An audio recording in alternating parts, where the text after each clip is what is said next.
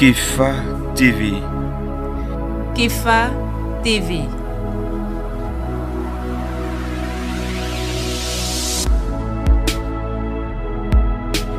Kefa TV.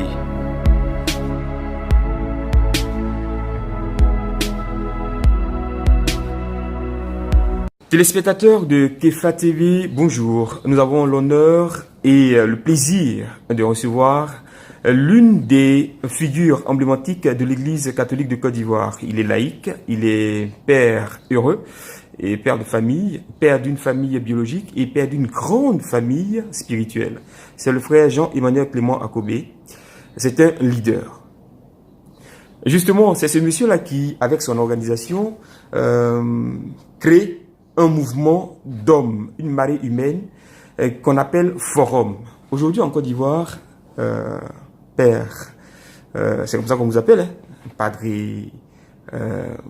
pas parce que vous êtes prêtre, mais parce que vous êtes le père spirituel de beaucoup d'entre nous. Donc aujourd'hui en Côte d'Ivoire, pour parler au cœur du peuple de Dieu, pour instruire le peuple de Dieu, on organise des séminaires, des évangélisations, la célébration eucharistique, elle est là.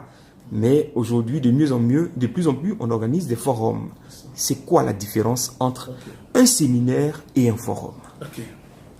D'abord, le séminaire part toujours d'une thématique et d'une préoccupation à résoudre. Et donc, le séminaire, il y a un fil conducteur qui nous mène à une décision qui sera prise pendant les travaux, vous comprenez? Alors, qu'est-ce qu'un forum? Le forum, c'est d'abord un espace, un rassemblement. Voilà, un rassemblement et où on vient surtout partager une expérience en vue d'acquérir une expérience plus grande. Et donc, le forum, par exemple, quand nous disons le forum des leaders, c'est une coalition, on veut créer une coalition de personnes qui ont des grâces différentes et qui viennent partager leur expérience avec le peuple de Dieu. C'est vrai qu'à la fin du forum, il y a toujours un message rassembleur, une direction à prendre dans l'œuvre de Dieu. Et c'est ainsi que quand tous ces responsables viennent, il y a parfois des ateliers entre responsables, il y a des rencontres, il y a même ce qu'on appelle des à côté, c'est-à-dire que tout ce qui n'est pas vu par les autres, il y a des rencontres, il y a des prières entre les responsables pour comprendre ce que l'Esprit Saint veut faire dans nos groupes de prière, dans nos communautés et voilà, dans nos fraternités. Donc c'est ça la différence pour nous quand on dit séminaire. Ce qui on met d'abord devant, il y a une thématique. Par exemple, quand on fait le séminaire femmes, ou bien on fait le séminaire de la coalition des hommes d'affaires. C'est une formation, et je dirais même une catéchèse, c'est-à-dire que ce sont des enseignements très catéchétiques, voilà, pour donner des connaissances aux gens. Maintenant, quand on dit forum, pour nous, c'est des gens qui viennent, d'abord les responsables de groupes de prière, viennent pour une expérience charismatique assez forte. Donc c'est que dans le sens du forum, il y a plus de prières que des enseignements. Parce qu'on reste à l'écoute de l'Esprit Saint pour prendre une décision. Alors que dans le cadre du séminaire, on a un objectif à atteindre. Quand on fait le séminaire femmes, on donne un thème, on le poursuit. Par exemple, au cours d'un forum, il y a certes un thème, mais vraiment, chaque prédicateur vient parler de son expérience. Donc, le thème qu'on donne n'est rien d'autre qu'un alibi, quoi. Mais chacun vient conduit par l'Esprit Saint, partagé avec les autres. Donc, c'est une tribune pour se laisser conduire par l'Esprit Saint et pour voir. Donc, rien n'est planifié pour voir ce que l'Esprit Saint veut nous donner comme message pour les 2 années à venir. Au regard de ce qu'il a fait dans la vie de ceux qui sont là, qui ont déjà expérimenté ça, voilà, qui expliquent leur témoignage, qui le présentent, oui. Et puis chacun prend note et puis se laisse conduire aussi. Voilà.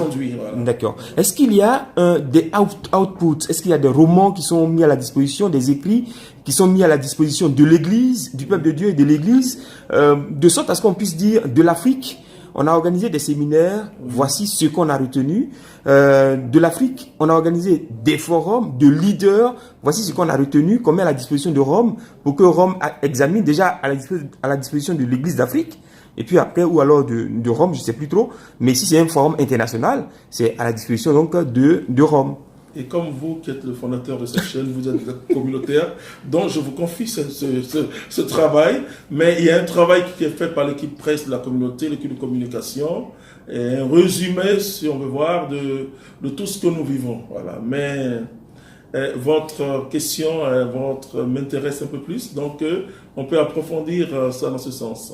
Justement, ça m'intéresse parce qu'en fait, il n'y a pas longtemps, on a organisé juste une rencontre internationale comme ça sur la ville du futur, à Lucao. Oui. Mais c'est pas resté sous silence. En fait, on a dit, mais c'est l'Afrique qui a commencé à parler de cela. Oui. Et demain, quand un pays européen va en parler, on dira, ah, l'Europe dit, on pense à la ville du futur. C'est un peu ça. Donc, il faudrait que nos forums, nos séminaires arrivent à avoir des supports écrits qu'on présente à nos différents pays, à nos différentes conférences épiscopales.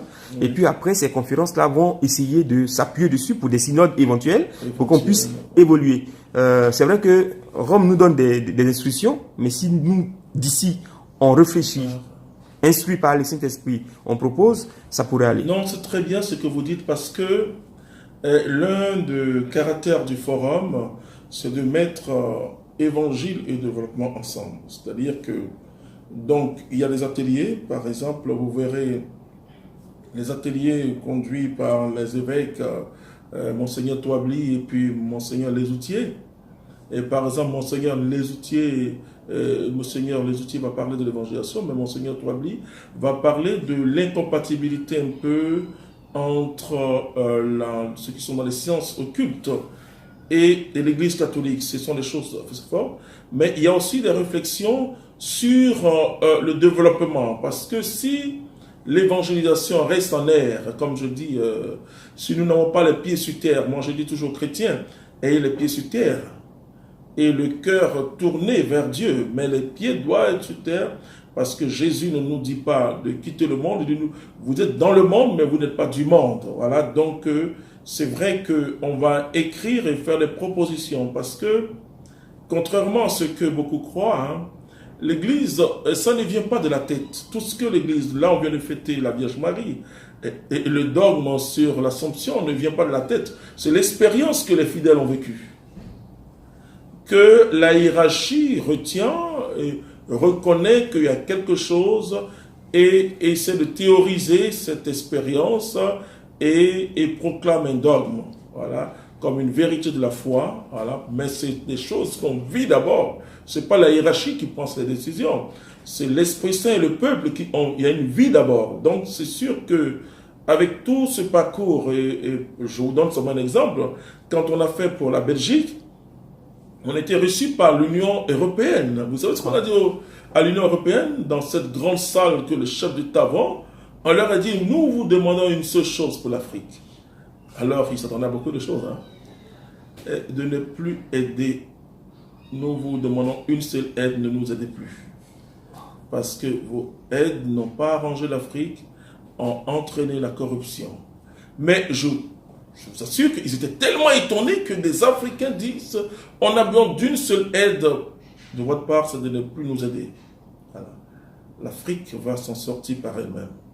Et en comptant sur Dieu. Ils nous regardaient, ils étaient étonnés. Et donc les forums, c'est ça. Permettre aux leaders de comprendre que prier, prier, prier sans action, c'est nul. Et Jacques dit, l'apôtre Jacques dit, bon, toi, tu quoi, montre-moi ta foi, mais moi je te montre mes œuvres. Parce qu'une foi réelle, elle est accompagnée d'œuvres. Si la foi n'implique pas la vie humaine, et si la foi ne descend pas jusqu'à l'homme, c'est que ce n'est pas une foi chrétienne. Parce que la foi chrétienne, c'est Dieu qui est descendu en l'homme. Donc, et Dieu est descendu pour vivre avec les hommes. Et nous disons à ces leaders, qu'est-ce qu'un charisme si le charisme ne peut pas apporter à l'homme la vie éternelle, mais changer aussi ses conditions de vie. Parce que Jésus est venu pour donner la vie et la vie dans une manière totale. Alors, on va revenir sur le thème, parce que c'est le thème qui fait le forum. Et puis, le contenu. Donc, en termes de contenu, de quoi s'agira-t-il? Qu'est-ce que le thème? Oui, d'abord, le contexte du thème, c'est que nous remarquons que l'Église souffre quand on voit un peu ce qui se passe en Syrie et en Irak et partout, dans même des pays non chrétiens, on voit une grande souffrance. Et j'ai eu la grâce d'être au congrès panafricain de renouveau charismatique catholique. Et il y a un témoignage d'un Indien qui nous montre qu'il y a une persécution. Et dans l'Afrique, c'est un peu subtil parce que aujourd'hui, bon, bien sûr, nous sommes dans les États laïques. D'autres sont dans les États aussi religieux. Mais il y a pas qu'on cherche à enlever au christianisme son prestige, on n'a pas besoin de prestige, mais il y a des règles subtiles. Et bien sûr, le chrétien ne se croit pas supérieur à l'autre, mais le chrétien croit que celui qui a sauvé le monde s'appelle Jésus-Christ de Nazareth. C'est une affirmation du chrétien. L'autre aussi peut dire c'est elle qui a sauvé le monde, mais peu importe. Mais on veut empêcher aux chrétiens d'affirmer cette réalité par des choses très simples, par un certain relativisme, et on les met un peu sur le même pied. C'est normal, on est tous des êtres humains. Mais nous portons une espérance. Et cette espérance, ce n'est pas pour la religion chrétienne, elle est pour toutes les religions d'abord. Et c'est ça le message chrétien. Le message chrétien, c'est un message universel. Ce n'est pas un message religieux qui appartient à une confrérie. Mais la Bible dit, Dieu a tellement aimé le monde qu'il a donné son Fils unique, afin que quiconque croit en lui ait la vie éternelle. Moi, je dis aux chrétiens que Jésus n'est pas chrétien, il est Dieu. Ça, c'est quelque chose de très fort. Et ce thème découle d'une prière de Pierre, parce que l'église dans Jérusalem était persécutée, il y avait beaucoup de souffrances. Pierre venait tout juste de sortir de la prison. Alors, il demandait à Dieu d'étendre sa main pour opérer des miracles, des guérisons, afin que lui, Pierre et ses frères puissent annoncer l'évangile en toute assurance. Parce que quand les signes accompagnent, vous annoncez l'évangile en toute assurance. On le voit aujourd'hui dans les villages africains, où les gens sont habitués au génie, à la puissance de génie, qui font des choses, hein, voilà. Et ça, il ne faut pas, ils donnent des enfants, il y en a qui font des fétiches, qui deviennent riches, donc où ils sont habitués à ces choses-là. Et comment évangéliser un tel continent sans la puissance du Seigneur Jésus-Christ? Bien sûr, ce qui est d'abord premier, c'est les enseignements, la parole qui est prêchée. Mais cette parole doit être accompagnée. C'est pourquoi Pierre dit, pour que nous puissions annoncer la parole en toute assurance. Donc ce thème veut dire simplement nous implique et nous pousse plutôt à laisser l'Esprit Saint nous envahir et humblement laisser l'Esprit Saint agir à travers nous. Voici pourquoi nous avons pensé à ce thème, parce que nous croyons que l'Église traverse un peu cette difficulté, surtout l'Église en Côte d'Ivoire. Là, on a eu beaucoup d'informations. Le thème, il est donc libellé comme suit. Le thème, c'est Seigneur, étends ta main pour opérer des guérisons.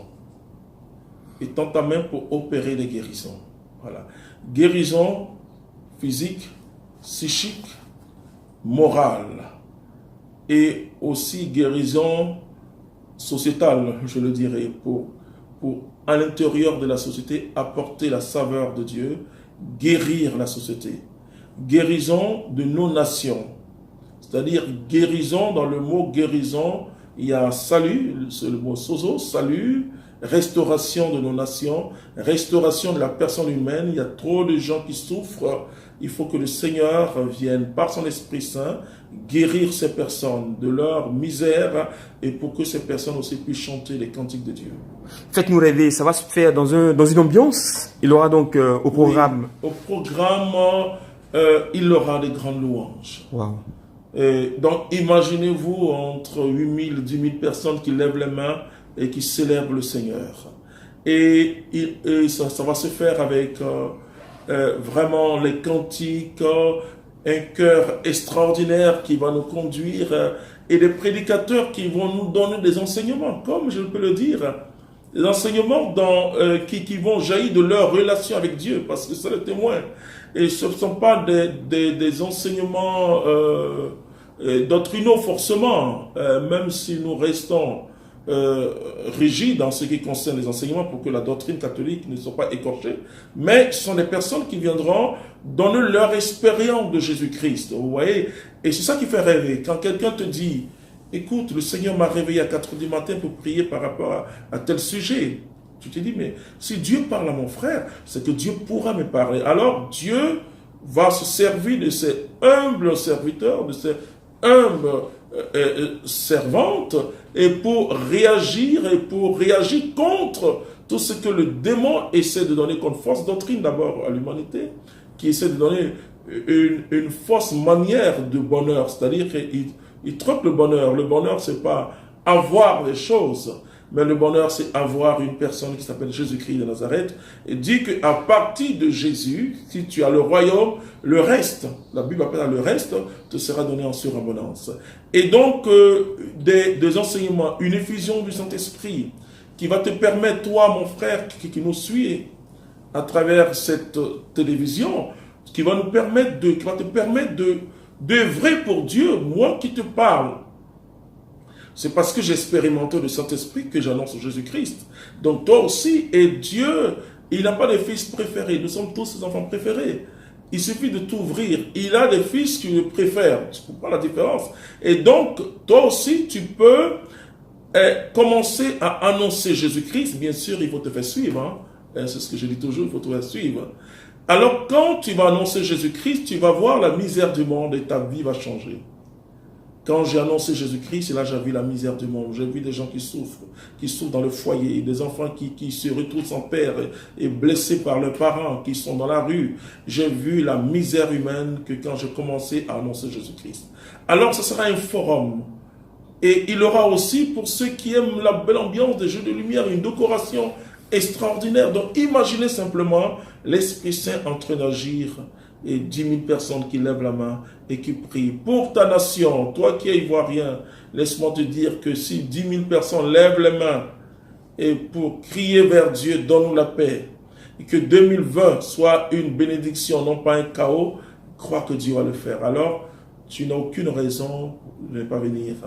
Tu n'as aucune raison. Si tu avais des arguments pour rester, et là tu n'as plus d'arguments pour rester, viens, parce que la vie de notre nation nous préoccupe, que tu sois chrétien, que tu sois musulman.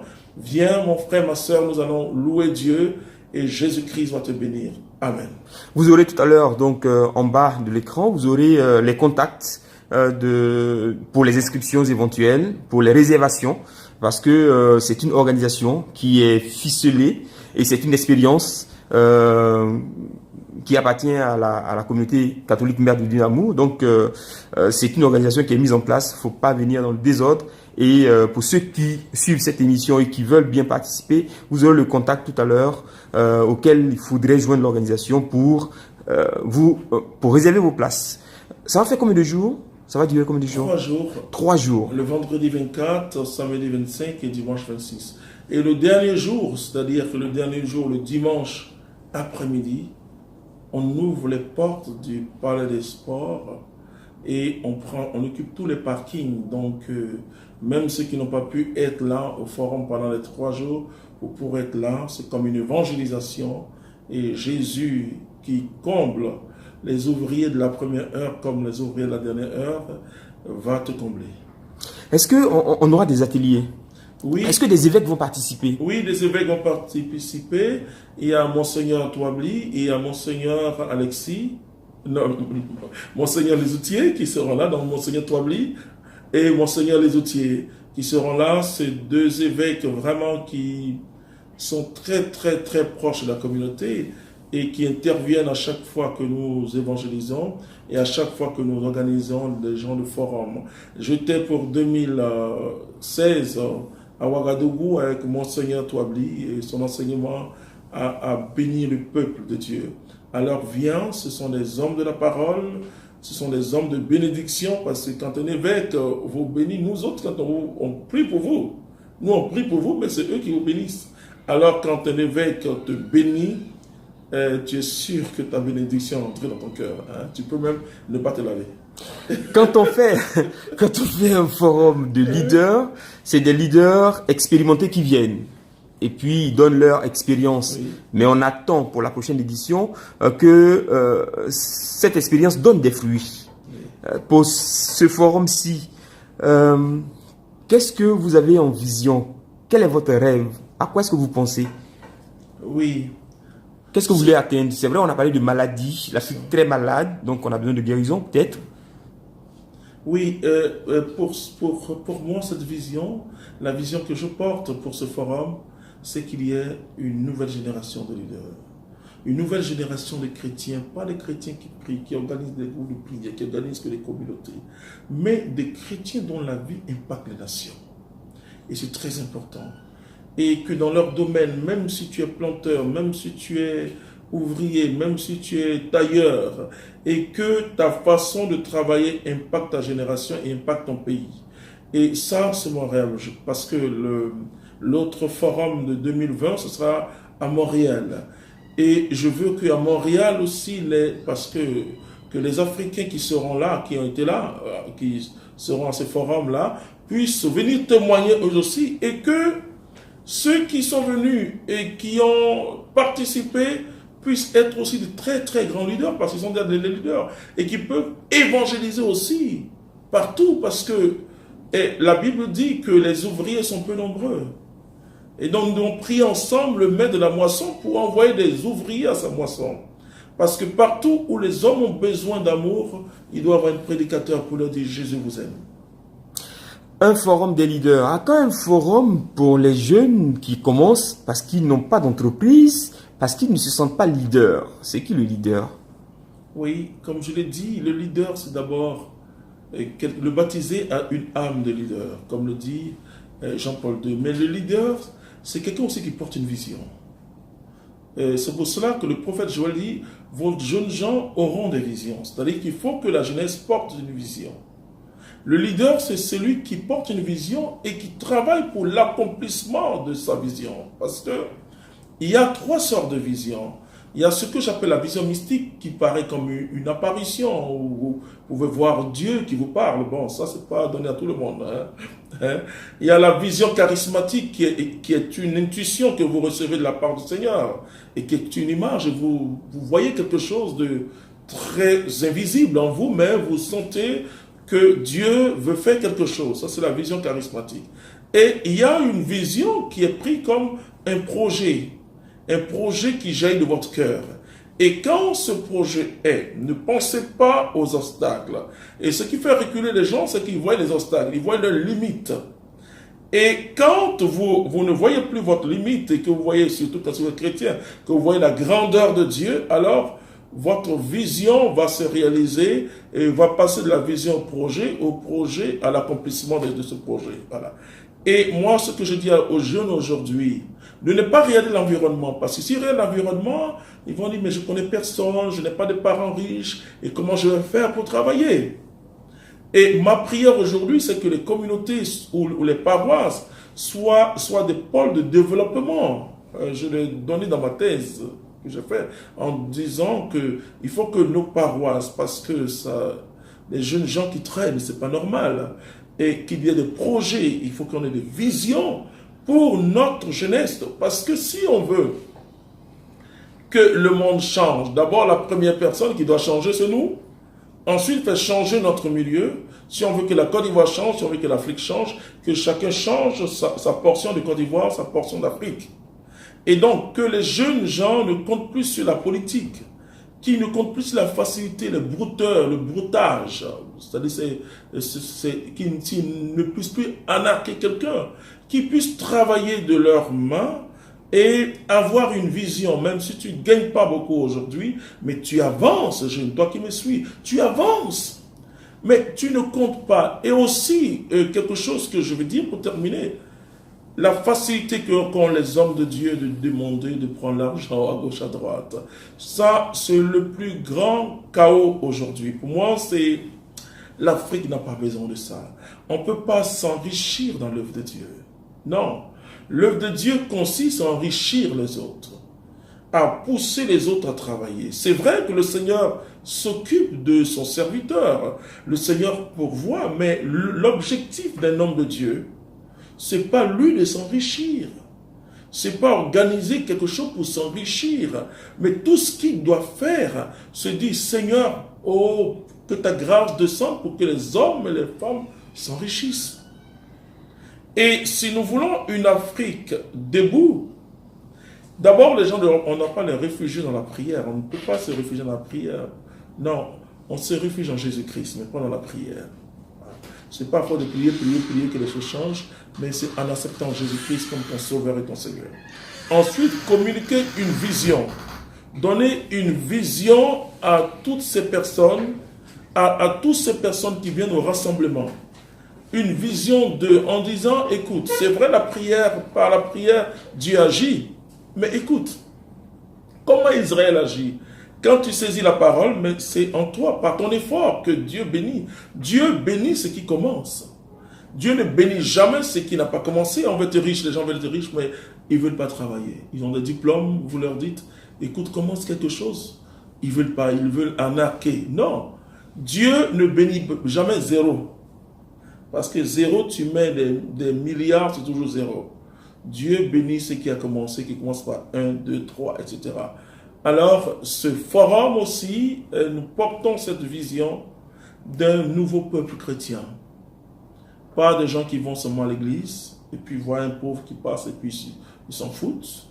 Mais des chrétiens bons samaritains, des chrétiens qui sont capables de casser, et parce que le samaritain, il a cassé la barrière religieuse, puisque celui qui était là, c'est un juif. Mais il a cassé la barrière religieuse. Tant que les hommes ne cassent pas les barrières religieuses, ils ne pourront pas s'aider. Tu peux aider un musulman. Quand tu aides un musulman, tu aides, c'est comme si tu travailles pour Dieu. Tu peux aider un animiste. Un féticheur ne jamais plus dire qu'il faut brûler les sorciers. Il ne faut jamais dire qu'il faut que ceux qui ne sont pas en Dieu sont des maudits. Non. Jésus est venu pour bénir. Maintenant, c'est si celui qui, nous chrétiens, qui avons la connaissance, qui refusons Jésus-Christ, là c'est autre chose. Parce que le jugement, c'est que la lumière est venue et les ténèbres ont refusé la lumière. Voilà ce que je peux dire. Et donc ce forum, j'insiste, va changer ta vision, va changer ta manière de voir et surtout ta manière de faire. C'était le frère Jean-Emmanuel Clément Akobi, responsable premier, fondateur, celui qui a reçu cette intuition divine de créer donc un mouvement, un esprit, un environnement de formation, d'intercession, de prière, de prédication et surtout d'aide à l'évangélisation depuis sa terre natale, la Côte d'Ivoire, et qui aujourd'hui est en train de toucher tentacule après tentacule le monde entier. Il est en mode araignée. C'est ce monsieur-là, il s'appelle Jean-Emmanuel Clément Akobi, que nous remercions avec beaucoup de respect. Au revoir. Au revoir et que Dieu vous bénisse. Amen.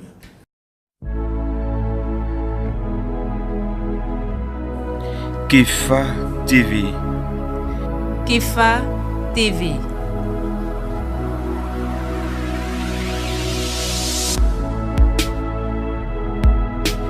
Kefa TV.